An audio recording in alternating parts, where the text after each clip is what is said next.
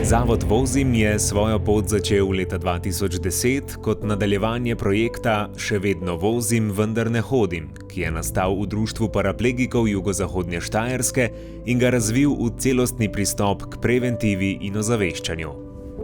Prvi v Sloveniji so vključili invalida kot trenerja varne vožnje.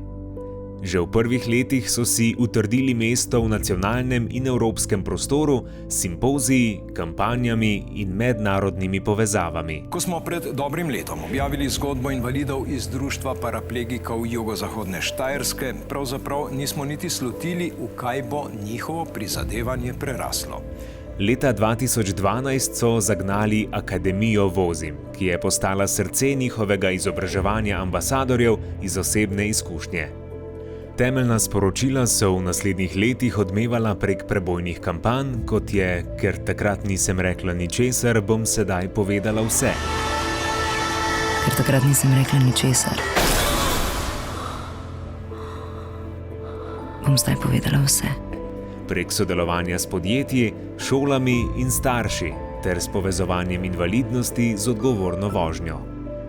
V prvih 5 letih so z inovativnimi pristopi dosegli kar 40% celotne generacije mladih, širili svoje delo v Srbijo, Bosno in Hercegovino in pričeli s prvimi zmagami v svetu družbeno odgovornih kampanj. Respekt, vedno bolje vozimo.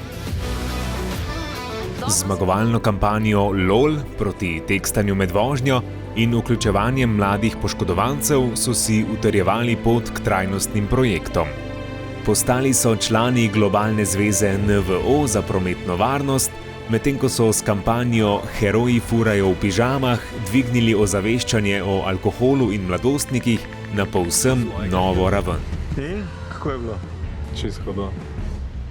Heroji furajo v pižamah. Our goal is zero traffic accident in the world. But until then, that we need to promote this activity to reduce traffic accident and by drink and drive. Obraz 7. sezone kampanje je zato neustrašni poznavalec slovenske glasbe Lado Bizovičar, ki bo najbolj znane pesmi prikazal v drugačni luči.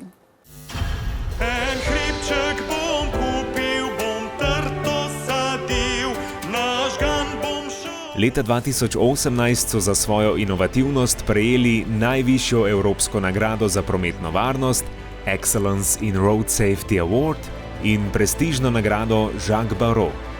Začeli so z Erasmus projekti, povezali šport z varnostjo in nadaljevali z mladinskimi pobudami ter delavnicami za kolesarje in motoriste.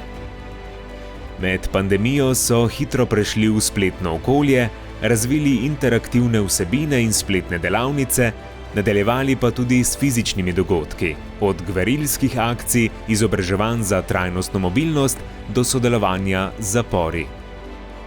Lastne izkušnje invalidov in dialog z mladimi so se razvili v motivacijske delavnice in ustvarili Najdi.se, igrifikacijsko platformo za destigmatizacijo duševnega zdravja. Ta je s kampanjo Dejmo se videt za mikromobilnost osvojila številna priznanja. Heroji furajo v pižamah pa so v 8 sezonah postali ikona mladinske preventive, s humorjem, glasbo, vplivneži in statistično potrjenim učinkom. Do danes je Zavod Vozim vključil več kot 129.000 mladih. Ustvaril kar 4241 medijskih objav, prejel več 10 nagrad za komunikacijsko odličnost in prispeval k prepolovitvi prometnih nesreč pod vplivom alkohola med mladimi od njihovega začetka. Danes Zavod Vozim praznuje 15 let. Z družbeno odgovornimi kampanjami premikajo meje, z vključevanjem ranljivih skupin na področju prometa, varne in trajnostne mikromobilnosti, duševnega zdravja in mladinske vključenosti.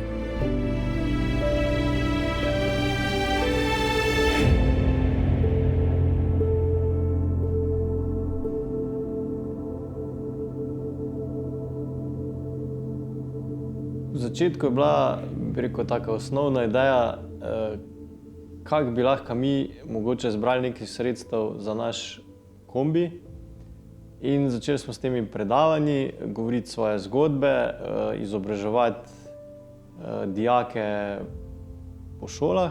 En tak mali krog ljudi, ki smo imeli neko idejo, kaj bi radi naredili.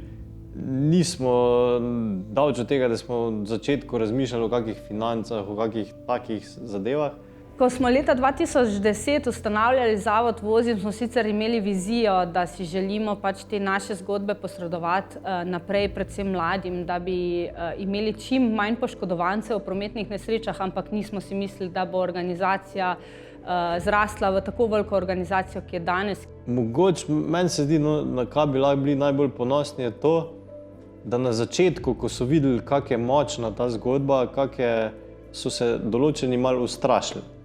In so nam začeli metati neki polen pod noge, zato da bi pač nehali z takšnimi delavnicami, s takšnimi predavanji, no.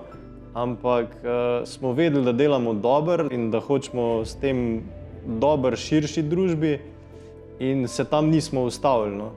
Naši zaposleni, študentje, prostovoljci nam pomagajo razvijati in ustvarjati vsebine, ki so mladim na voljo, ki so jim blizu, ki so kreativne in drugačne, ki mlade pritegnejo, kar si pač pred 15 leti nismo niti predstavljali. In to si želimo tudi vnaprej, predvsem pa delati na različnih področjih in se mogoče usmeriti tudi na področja nevidnih invalidnosti, ki so vedno bolj pogoste med nami.